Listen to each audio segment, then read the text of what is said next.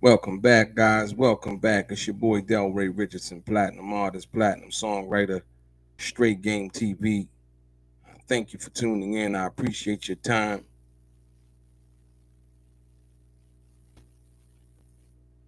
Wait for some more people to come up in here in the chat. Click on the like button. Click the share button. As we always talk about, uh, or try to have meaningful and substantive conversations about various topics. Sticky, what's good? Peace. Welcome.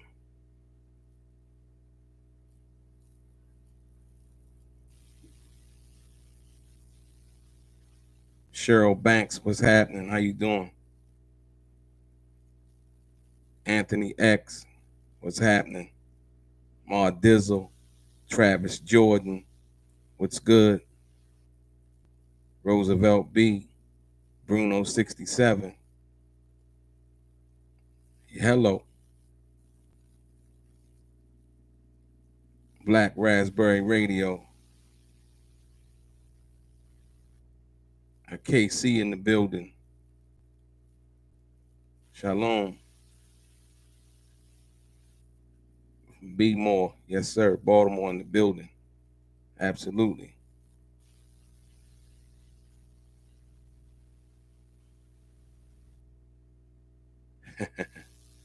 Kenny G. Yes, sir. What's happening? Make sure y'all hit the like button if you haven't subscribed to the channel. Make sure you subscribe to the channel. Travis Jordan, Larry Johnson, Florida in the building. What's happening?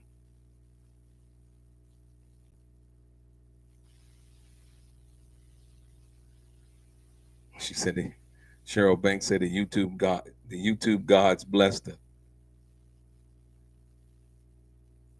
Appreciate you for tuning in. Charge Up Black Lyric. Kenny G.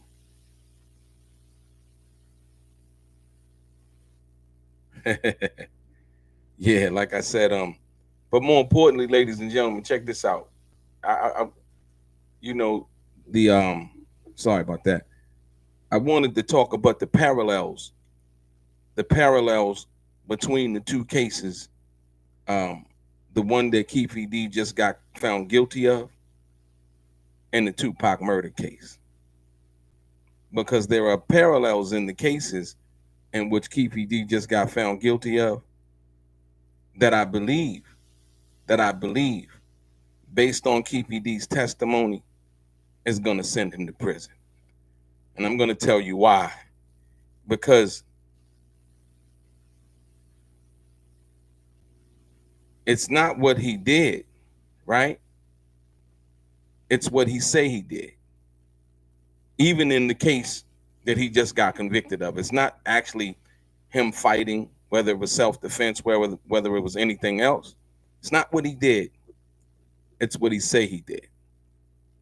As you see in the title to this video, right? You see, it says, I got his ass, right? So when Keffe D had got fighting in prison, he had called home, I believe, had phone conversations, and he had said some other things in the phone conversation, but this one particular thing stuck out to me, right?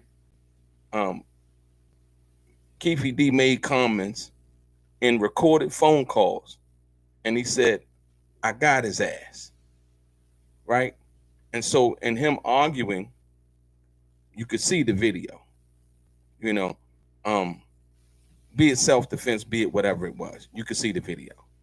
But him saying I got his ass on the phone, if you go into court, once again, it seems like something didn't register with Keffe D, or he's not studying in prison enough to know the simple rights that anything that you say can and will be used against you, right? It seems like nobody's actually explaining that to him. To say, hey, watch what you're saying on the phone, or, whether it be in jail or otherwise, right? And so Keffe D's lawyer, his same lawyer that's representing him for the Tupac murder trial, is the same lawyer that represent him for this assault case, in which he's facing from 2 to 12 years, right? You know, whatever the judge feel like they want to give him, that's what they're gonna give him. They could possibly give him time served, since he almost been locked up for 2 years and the crime happened in prison. That's sometimes what the judge, they might give you, you know what I mean? Depending on how they perceive you, right? Um, but Keffe D does not come across as the type of person who's remorseful. And by that, I say this. For the Tupac murder trial, and pointing out the parallels, it's not what Keffe D did, because nobody knew anything that he did or had anything to do with the Tupac case until he say he did, right? The same with this case. You could see the fight, but the fight can be forgiven, and somebody, and the judge, or jury could look at it and say, hey, you know what? This was a simple fight, you know what I mean? Not guilty for whatever they're saying that he. But when they played those phone calls, when they played the phone calls in court, they look at him and they say, well, here's a person who's actually on the phone bragging about what he's sitting here trying to say that he's innocent of. You get it? It's the same thing in the Tupac situation. Keffe D now is saying that, you know what? I didn't do nothing. You know what I mean? They don't have this evidence. They don't have this against me. They don't have that against me. And they can't put me in Vegas. They don't have the car. They don't have the weapon. They don't have none of those things. That might be true. But what they do have is the things that he's been saying or had been saying in reference to his involvement in the murder of Tupac Shakur. Now you take this simple case of which wind out to be a felony assault. You take that, right? And him being convicted, not just because of the video, but they convicted Keffe D more for what he said on those phone conversations than actually what they saw on the video. Because Keffe D was basically trying to put up the defense. His lawyer put up the defense and basically said, well, you know what? He was defending himself, right? Now, on its face, that could be a real good argument, minus those telephone calls. If they don't have the telephone calls with him saying, I got his ass, I body slammed him, you know what I mean? Which you could clearly see in the video. So one doesn't have to say anything, and knowing or supposing to know anyway, that your phone calls are being recorded. It just doesn't make sense to me.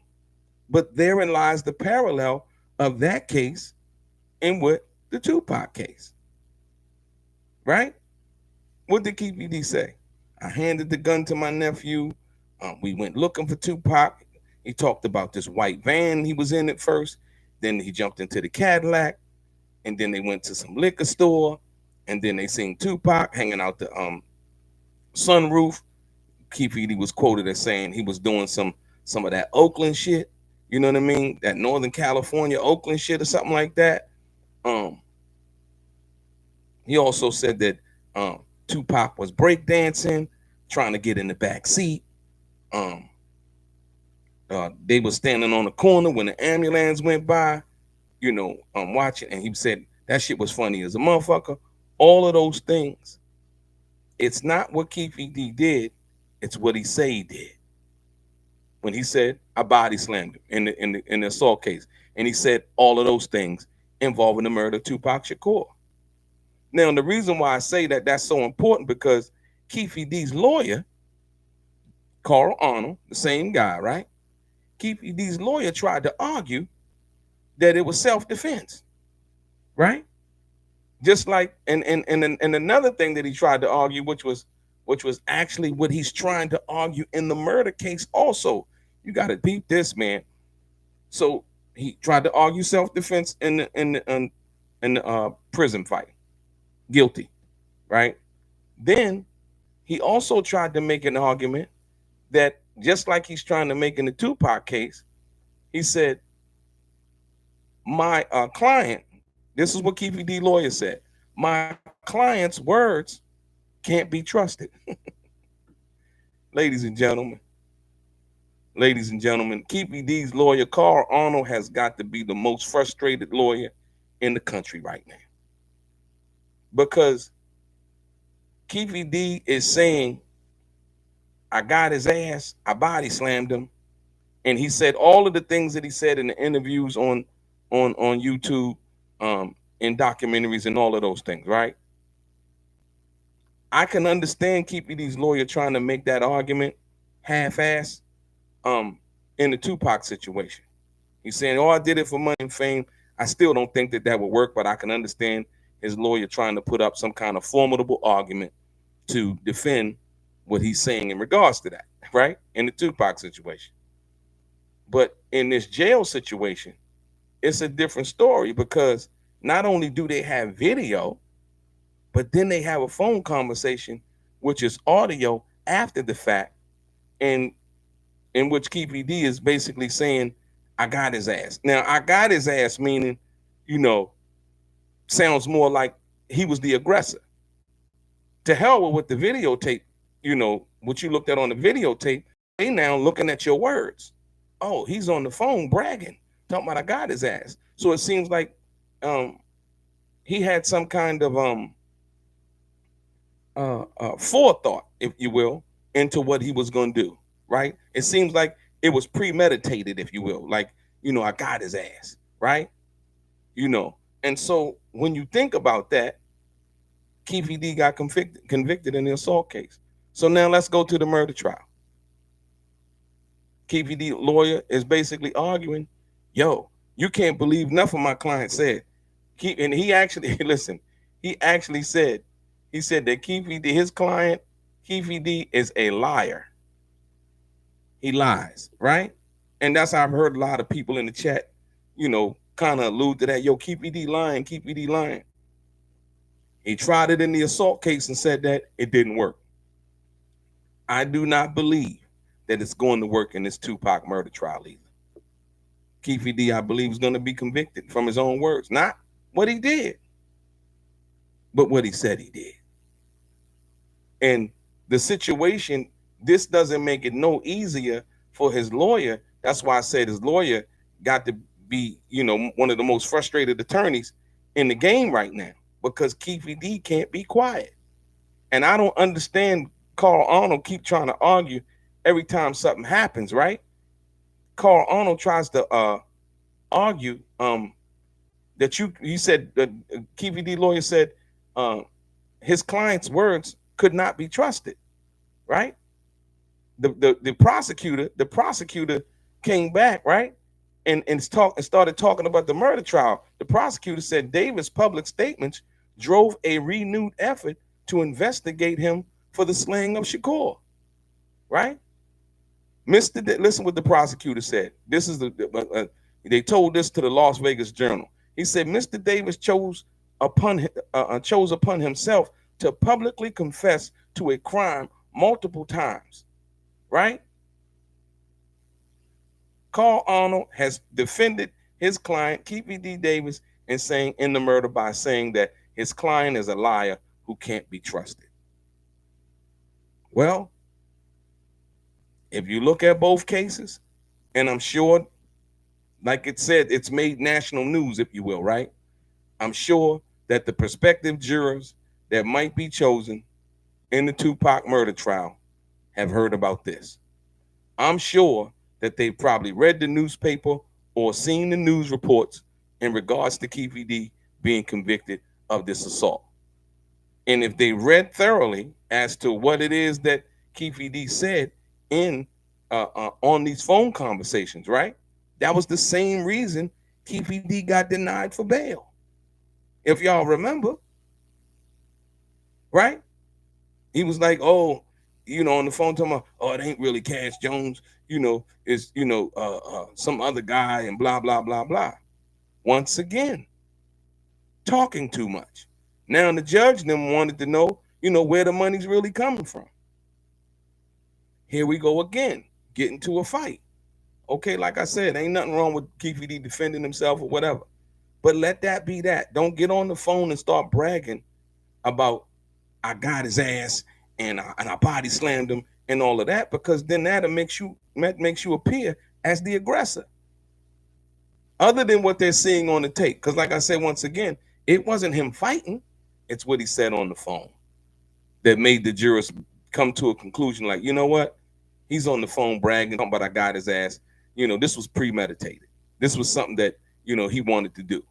And you see him on the video, you see him and the guy, Keffe D walk around the little pole thing and walk up and they meet and they tangle up and they start, tussling and on the floor. Right? But these are the parallels in the Tupac case, right? Same thing in the bail situation, right? And the same thing in this jailhouse fight. It's too much talking going on, right? Keffe D just did an interview with ABC News in which he blamed Reggie the Rat Wright Jr. as being the orchestrator, right? Then in that same interview, Keffe D said, I shouldn't have said nothing. I should have kept my mouth shut. Well, it seems like he's not even taking his own advice. He's speaking it out loud, but he's not putting it into practice. So much so that he caught a charge in jail and now is guilty of that charge and facing anywhere from 2 to 12 years. You know what I mean? Philip Quinn, he don't get a sentence until May 27th. But like I said, hopefully the judge, finds it in her heart or, to basically probably give him time served or something like that, because he's been in jail for like 2 years. Sometimes they'll give you time served or, whatever they give him, they give him. You know what I mean?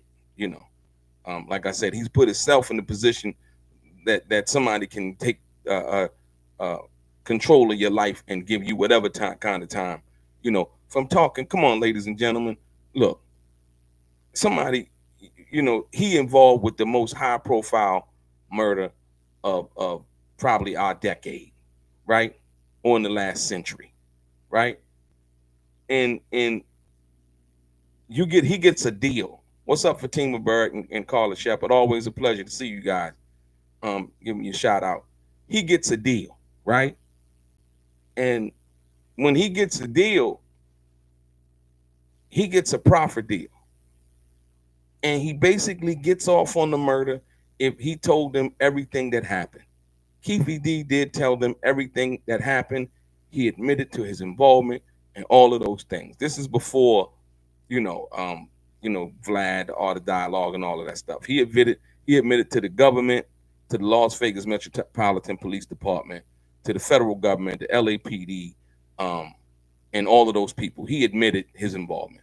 They say, you know what? In exchange for you letting us know that everything went down, you can't lie to us. We're gonna give you a profit deal. They gave him the profit deal. Man, I don't understand it for all intents and purposes. And Keffe D always says that, hey, you know what? I'm a gangster homie. I'm a gangster homie.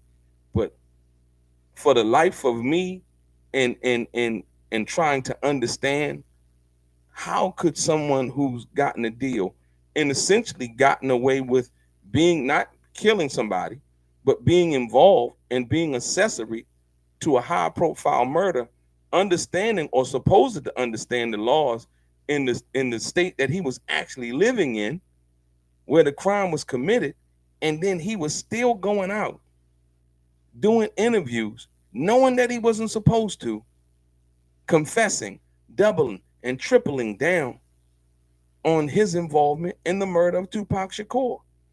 And he was essentially, you talking about a get out of jail free card? He was given a pass. Not a get out of jail free card, but a whole pass for his involvement in the murder. And now talks his way back into the penitentiary to jail right now. Gets into a fight, gets on the phone, basically talks his way into a guilty verdict, if you will.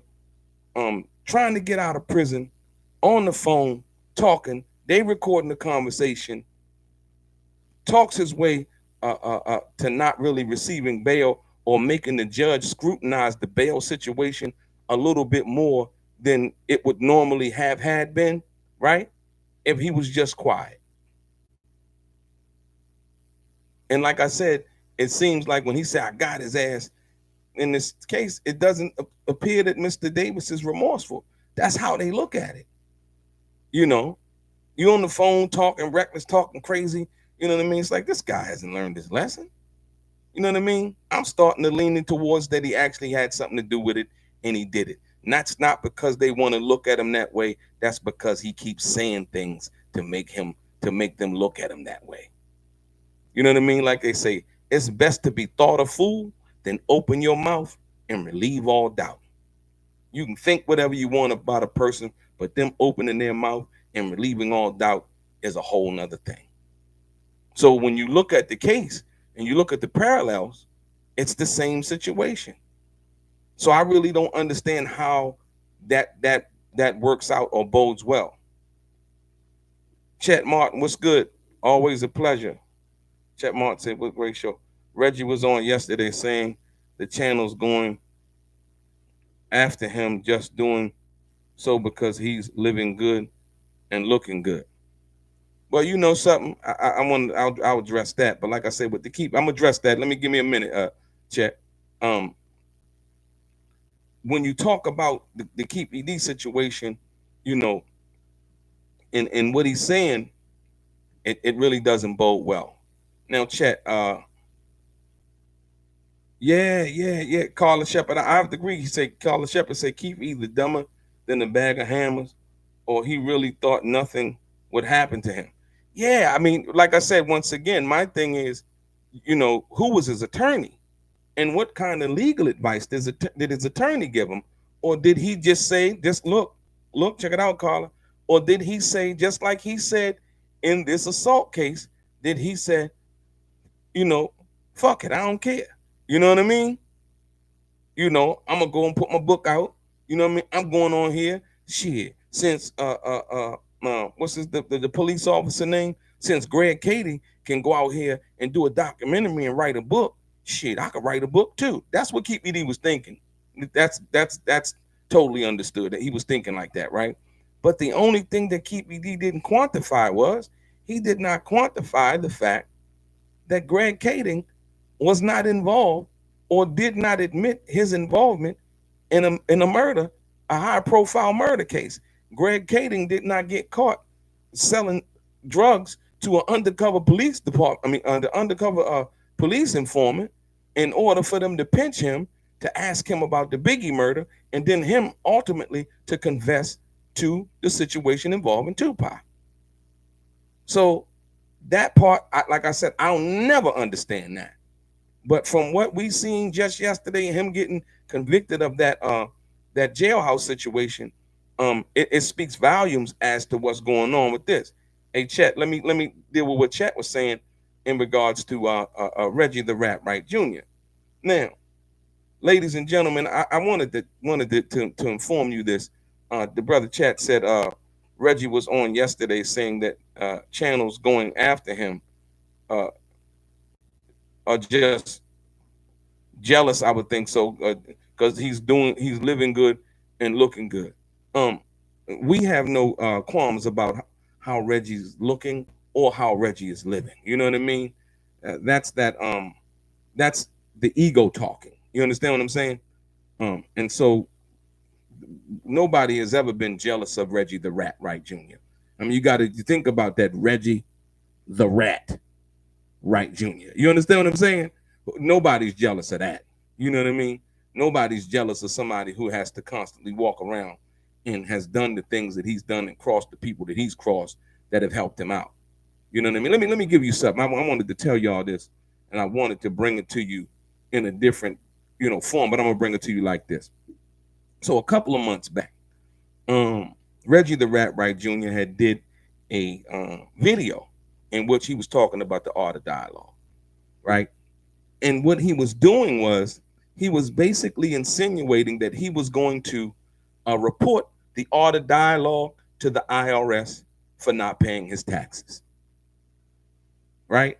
I might do a whole video on this in particular thing, because I have the snapshots and all of that, I have the video. And so Reggie the Rat Wright Jr. did a video in which he thought he knew, I guess he thought he knew a little bit about the Art of Dialogue's business or business affairs or whatever, which I'm going to tell you that he doesn't. But what Reggie the Rat Wright Jr. did was he insinuated that he was going to call the IRS. You know how they get a little rewards, for people that might be cheating on their taxes or whatever. Reggie the Rat Wright Jr. was basically insinuating that he gets down with them too. He with the alphabet boys, whether it's the IRS, the FBI, the ATF. You know what I mean? That's what he does, right? So he basically insinuated, like, yeah, Art better watch out over there, because yeah, he paying people this and he's doing. This guy was actually on YouTube trying to assert that he knew what the Art of Dialogue was doing with other people, other guests, and how he was paying them, what he was doing with his taxes, and not paying taxes, and that he was going to report to the IRS, right? But isn't it ironic that gullible John Hyland, the owner of Bomb First, you notice that he's not doing any regular videos with Reggie the Rat Wright Jr. Reggie the Rat Wright Jr. now is only going live, right? I think John Hyland is kind of fed up with Reggie the Rat Wright Jr. I think John Hyland kind of has come to the understanding that Reggie the Rat Wright Jr. has been detrimental to his progress and his success as a YouTube channel, as well as gullible John of being culpable, right, in that situation. So isn't it ironic now that gullible John owes the IRS money? So once again, I've told you guys that Reggie the Rat Wright Jr., they have been mirroring and projecting. And for the people who understand what I mean, they've been trying to project what's going on with them onto other people, right? When it all at the same time, it is a 100% fact that gullible John Hyland, is now Chapter 7 bankrupt. He is financially insolvent. Reggie the Rat Wright Jr. is a debtor and a creditor in that situation. So they've been still talking, but they have not been talking about what's going on with the rent and what's going on with them finances.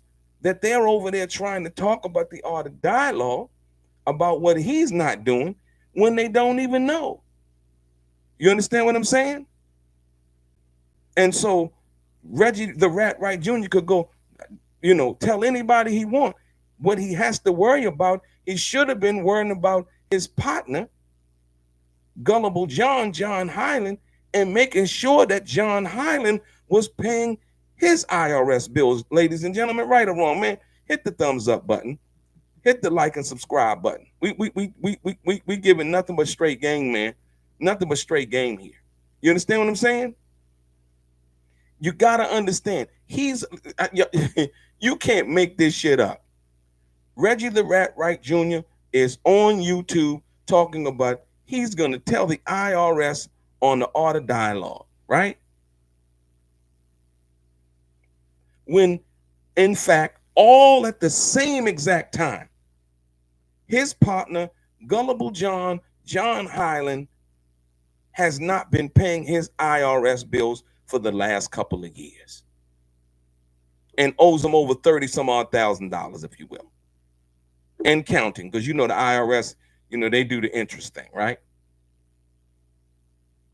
You see what I'm saying? So it doesn't, and this is the problem, now it's like, oh, we trying to invite people, I'll tell you this, gullible John messed up his own channel. He could have had more people on than Reggie the Rat Wright Jr., but Reggie the Rat Wright Jr. was such a hater, and he poisoned the environment so much that it made it impossible for gullible John to actually even have quality guests on his own channel, because Reggie the Rat Wright Jr. loved the limelight so much. You see what I'm saying? And that was one of the reasons that he was jealous and mad at the Art of Dialogue, because he didn't really have him on no more. Once again, the same old stories, and the back and forth. Like, yo, you want to have intelligent conversations, and people be entertained about what you're presenting. And Reggie the Rat Wright Jr. did not offer that. That's why I think Gullible John has not been doing any videos on him as of late.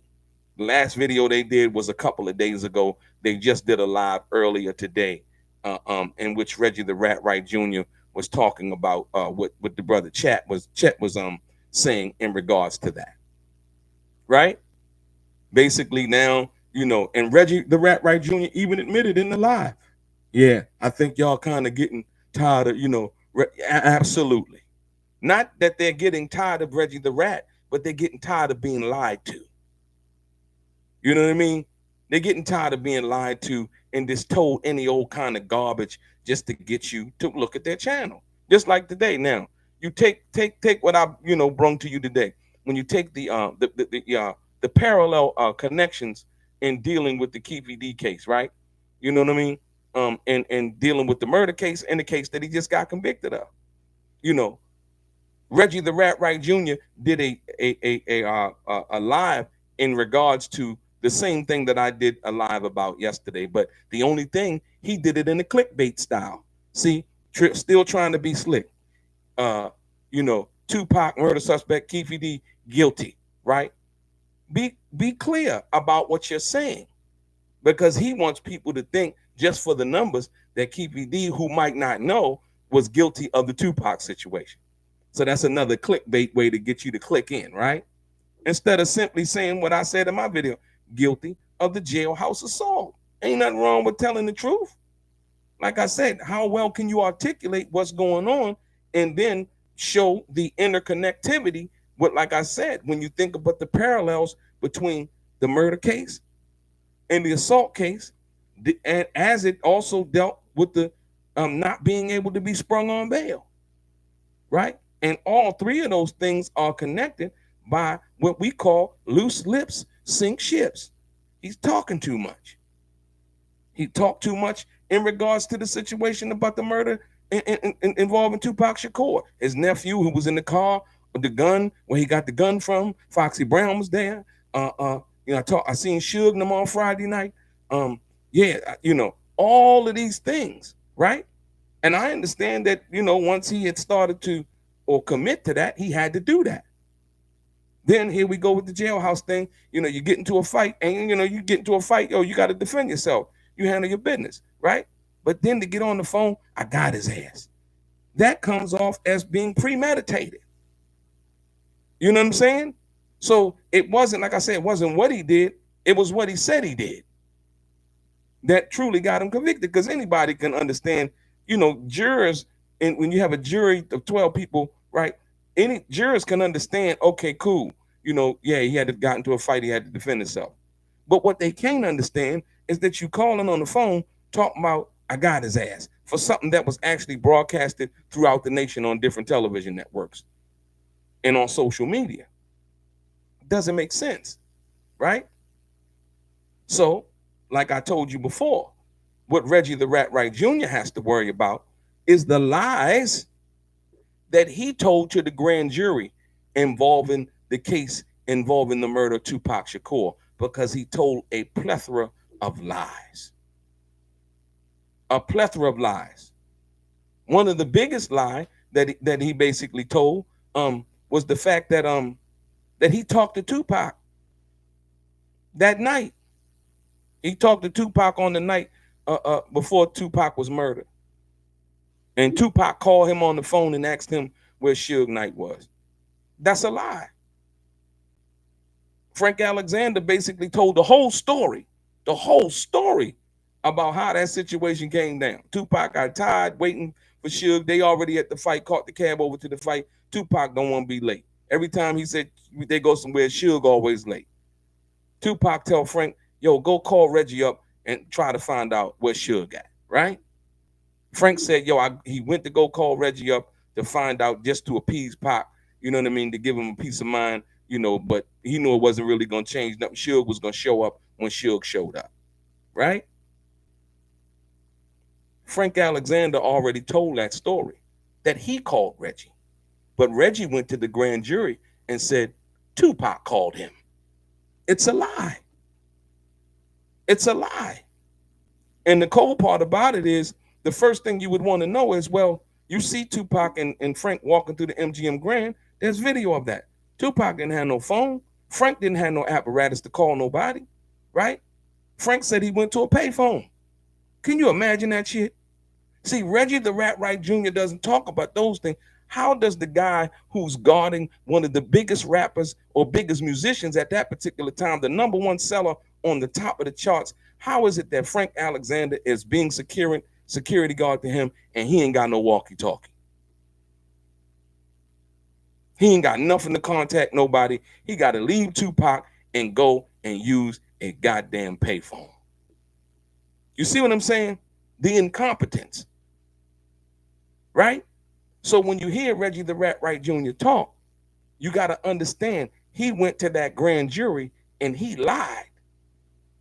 Another thing that came out, he was talking about, oh man, the Nextel radios that Michael Moore said that he heard got him on couldn't even do that. This is all on YouTube, he's saying that. Then he goes into the grand jury and finally admits, the Nextel walkie-talkies we had, they had like a walkie-talkie feature. Michael Moore had been saying that for the last, over and over. If you went and listened to it for the last 20 years on the videos on YouTube. What is it? Tupac assassination, right? Reggie finally goes in front of the grand jury and admits it. I was like, oh, wow. And then he admitted it on YouTube that he didn't say, he said that it didn't, and challenged, said, if you could find where I ever said that the walkie-talkies, the radios didn't have a walkie-talkie feature, I'll give you $1,000. Well, we know he ain't really got no $1,000 to be giving nobody at this particular time. I don't think Gullible John wants to deal with Reggie the Rat Wright Jr. no more. Reggie the Rat Wright Jr. is a liability. He's not an asset. Rain G4, what's good? Thank you. Appreciate that.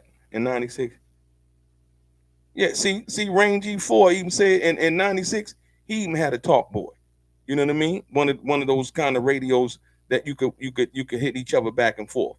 And so once again, like I said, so when we talk about Reggie the Rat Wright Jr., once again, him, doing the clickbait thing he did today with the Keffe D thing, you know what I mean? Essentially trying to, mock. I know he looked at my video and he tried to basically explain it like I explained it, but you can't be me, Reggie the Rat Wright Jr. I know you're watching. You know what I mean? Gullible John, I know you're watching. You know what I mean? Go on and hit the like button, hit the share button. You know what I mean? So you don't hate, congratulate. You dig? Like I said, once again, he also said that, look, don't go over there to them other channels. Come over here where you can hear expert. Hold on, y'all. Reggie the Rat Wright Jr. has self identified himself as an expert. An expert in what? You definitely ain't an expert in talking to your business partner or partner about paying his taxes, but he's an expert about trying to tell on other people and dry snitch on other people on YouTube, talking about the art of dialogue. Oh yeah, Art better watch out, because the tax people, the IRS, they're gonna be coming for you. What is he talking about? He doesn't know that man business. He don't even know what he's talking about. He's just talking. And that's the sad part about it. For somebody like the Art of Dialogue who put money in Reggie the Rat Wright Jr.'s pocket, Reggie the Rat Wright Jr. would then sit there and say that because, see, what he was thinking was, I'm going to tell you what he was thinking. Watch this, y'all. I'm going to let the cat out the bag. Check this out. What Reggie the Rat Wright Jr. was thinking, that when sometimes you do business, right? And sometimes a party might not give you a W-9, right? And they might pay you and they might not get a W-9, right? So if that person doesn't report that money, that's on them. That doesn't mean that the person That doesn't mean that the person that paid you does not report that money as being money that was paid out for business expenses. See, that's what Reggie the Rat Wright Jr. doesn't understand. You know, all businesses don't give W-9s, but they will pay, they will cut you a check. You know what I mean? Some people just, they boom, cut you a check, and it goes to their bank. It comes out of their bank. But like I said, if somebody paid you money from Cash App, from Venmo, from anywhere, it's a digital transaction. See, Reggie the Rat Wright Jr. is an idiot. He doesn't know that. So he would think that, oh, you know, yeah, you know, he didn't send me. Don't have to do that. As long as you claim that money as a business expense on your taxes, right? Because it's a digital transaction that can be tracked by the IRS, then you don't have anything to worry about. See, Reggie the Rat Wright Jr. didn't know that. He thought he knew. So he was trying to, you know, find another moment where he could go and tell on somebody and hopefully get one of them rewards from the reward program for telling. You see what I'm saying? So that's what he was hoping to do. He fell flat with that one. That's not going to work, sir. You're going to have to try harder. But more importantly, before you go to do that to anybody, right, he should have been talking to his partner who he got on YouTube every day with, telling those lies, the misstatements, the defamatory statements, the salaciousness, and all of that. He should have been telling it to John Hyland, Gullible John, his partner, the person who owned Bomb First, who now had to file for Chapter 7 bankruptcy, and possibly losing all of those 1,700 videos that they uploaded to YouTube when the channel has to be auctioned off, right? Because I seen in the bankruptcy where they tried to get slick, they were like, well, the YouTube channel is basically worthless, you know, if the reoccurring guest is not on there, meaning Reggie. No, that's not true, because there's a reoccurring money. There's a reoccurring revenue. You see what I'm saying? So if you want to talk about something, let's get on YouTube and talk about the bankruptcy and what happened, so people can learn what not to do. Let's make this thing truly educational.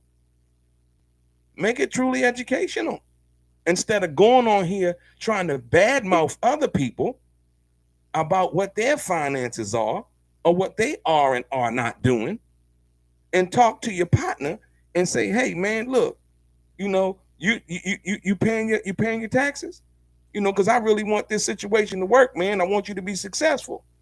See, Reggie the Rat Wright Jr. didn't give a damn whether Gullible John Hyland was paying his taxes or not.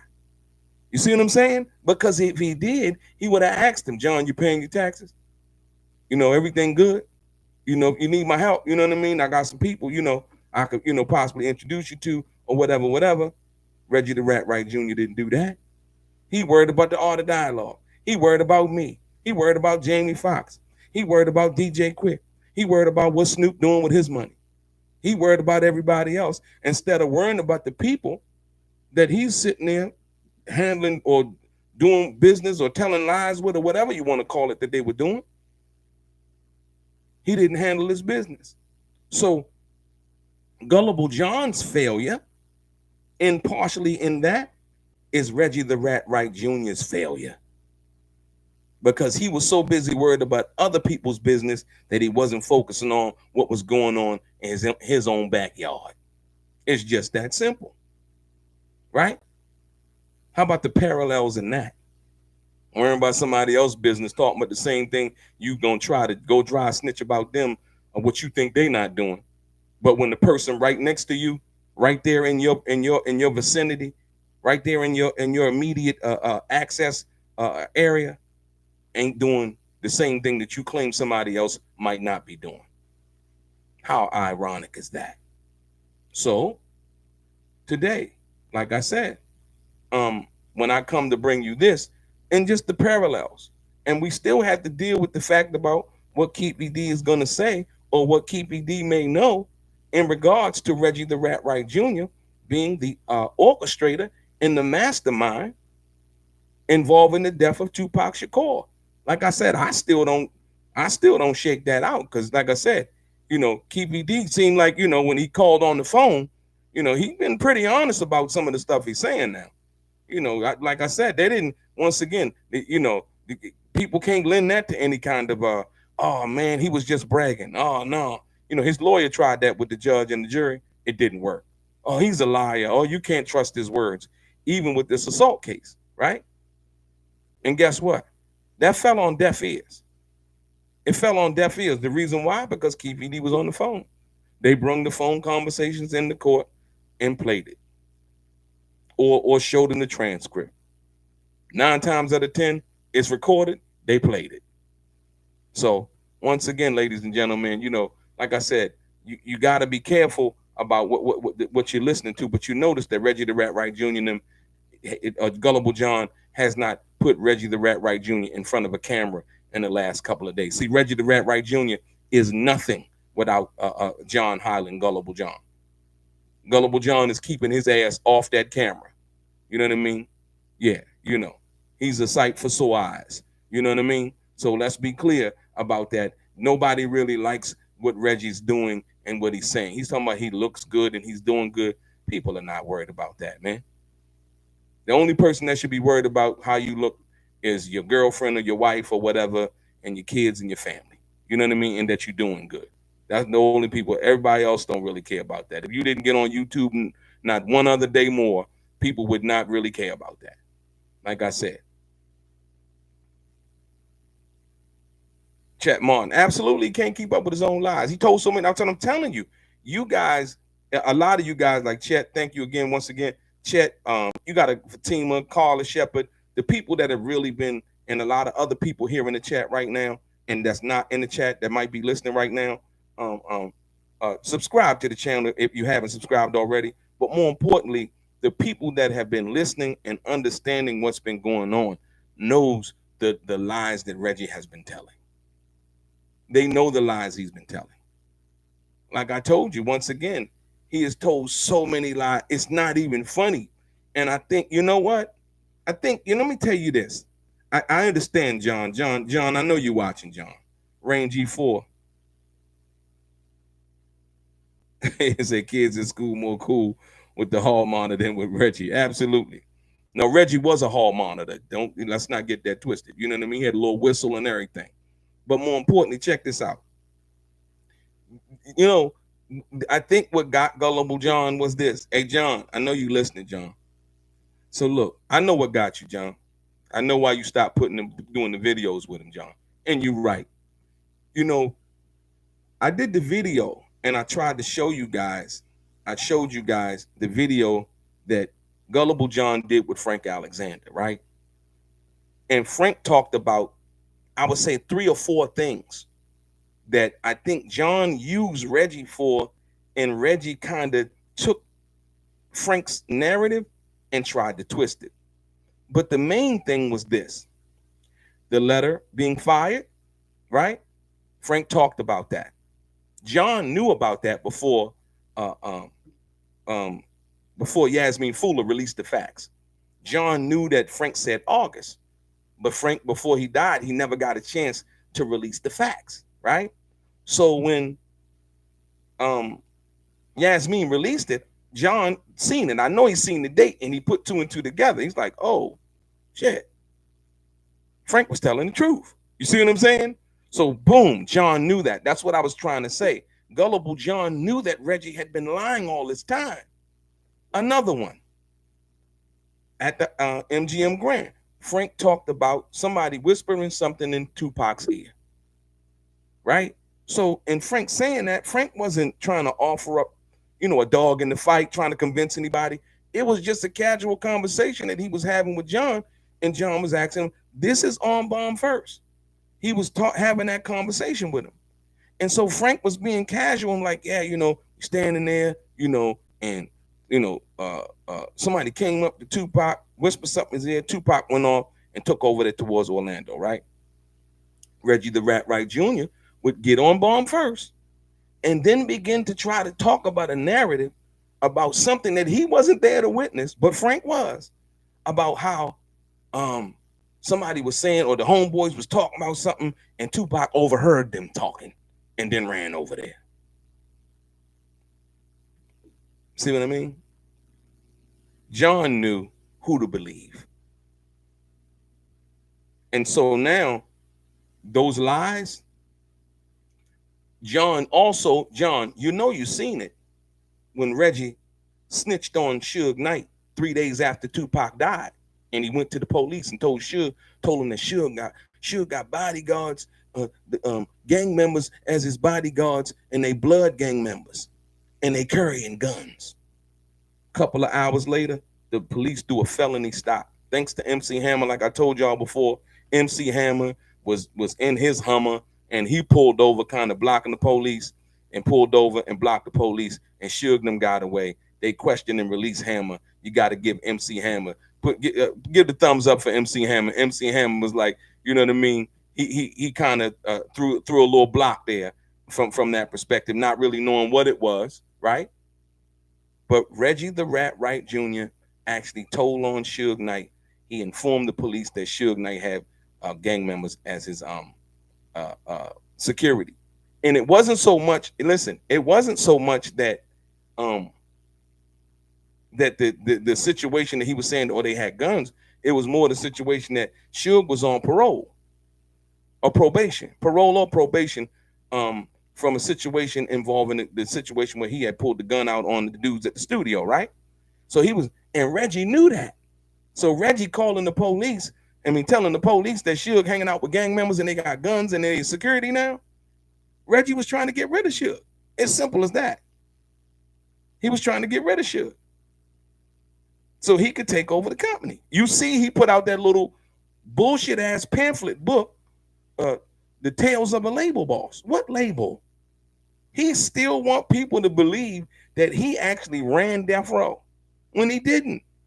I showed y'all the video yesterday, and I showed you that the affidavit was actually in the thing when they asked you in a deposition who ran Death Row when he went to jail, and he clearly said Michelle A. Michelle A had the rubber stamp. She signed checks. Reggie the Rat Wright Jr. didn't sign checks. So once again, all of those lies, Suge is now speaking out, debunking the lies. Right? I've been telling y'all for years, he ain't know what he was talking about. But because they had convinced you, that Reggie was around. Let's not forget, man, Tupac was on Death Row for 11 months. Affiliated with Death Row, not even really signed to Death Row, but affiliated with Death Row for what we believed at that time, him to be an artist signed to Death Row, right? He was only there for 11 months. Right? Come on, man. I know it was some adventurous times, but like I said, let Reggie the Rat Wright Jr. tell it. He was there for every incident. So we know what it is. But like I said, the parallels in between this case, this Keffe D's murder case, and dealing with the case that he just got found guilty for with the jail situation, the parallels are undeniable. They both involve talking on the phone, talking too much, or talking on the phone, or talking on the microphone in the interview, and dealing with that. So yeah, like I said, it just doesn't, like I said, in the district attorney, like I said, Keffe D's lawyer, man, he's trying his best, but Carl Arnold got to be one of the most frustrated lawyers in the game right now. Like I said, Keffe D talking about, I got his ass. Carl Arnold basically trying to argue that, hey, you know what? My client's words can't be trusted. He's saying this on the phone. They recording the phone conversations from jail, trying to say, oh, I'm innocent, I was assaulted. But when you make statements like that over the phone, you can't really argue that, because it makes it seem like you were the aggressor or it was premeditated. Also, in the situation involving the murder, all they have basically is a lot of what Keffe D said. They got the Las Vegas Metropolitan Police report that he gave to them, right? Under oath, basically confessing and telling everything. So, yeah. Rain G4, what do you say? He said, I think Reggie think, we said, Rain G4 said, Reggie think because he went to juvenile, he got street cred. Like I said, nah, you know, I think Reggie just, he wanted to be the cool guy. He wanted to be the cool guy, the criminal guy. That's why he got caught up and he got caught for selling drugs. You know what I mean? He got caught. That's how he got caught selling drugs. It wasn't that he, you know, he went to juvenile. He wanted to be one of those guys, and he just always played both sides of the fence. Even when the situation happened with him getting locked up, you know what I mean, for money laundering and drug dealing, right? You don't get no respect no more as no law enforcement officer. He's still trying. After all of that, he's still trying to posture as a law enforcement officer. Like what? Like, dude, you a convicted felon. What are you talking about? You know what I mean? You know, like you're talking about his law enforcement contacts and all of that old stuff. What are you talking about? You know, once again, like I said, we still don't know how Reggie the Rat Wright Jr. knew about, you know, to call his father within an hour of Tupac being shot, telling them who did it. How did Reggie the Rat Wright Jr. know that? He said Suge told him. Suge said he didn't tell him nothing. He still can't tell nobody how he knew certain things about what happened, man. And that's a problem. Like I said, whether the Vegas PD looking for it or not, it doesn't really matter. At the end of the day, that's a problem. But more importantly, Keffe D said that Reggie the Rat Wright Jr. was the mastermind. I want to know what Keffe D has to say about that. Reggie the Rat Wright Jr. was the orchestrator. I want to know, like I said, Keffe D and Reggie the Rat Wright Jr. did have a relationship. Reggie the Rat Wright Jr. was the person who hooked Keffe D up with all of those interviews. Reggie the Rat Wright Jr. knew Keffe D and said Keffe D was at the Soul Train Music Awards. So there was a relationship there that Reggie the Rat Wright Jr. and Keffe D had prior to the incident in Vegas. So when Keffe D says what he said, like I said, I don't doubt him, but I don't really know either. So I'm waiting for Keffe D and his lawyer and the private investigator, and they said they have people that's going to come to court and testify that Reggie the Rat Wright Jr. was the orchestrator and the mastermind. Who those people may be, we don't know yet. But I think we really do for some surprises, man. Yeah, I really do. So, like I said, man, more importantly, I appreciate you guys coming through. But yeah, really check out the parallels and what's going on. I really don't think Keffe D is really giving himself a fair shake at or giving his lawyer an opportunity to truly, honestly defend him. You know what I mean? Like an attorney should. Like I said, most people, like I said, evidently he didn't get the memo, and the memo is everything you say can and will be used against you in the court of law. You know what I mean? And all phone conversations while in jail will be recorded for quality purposes. Your boy DELRAY, straight gang.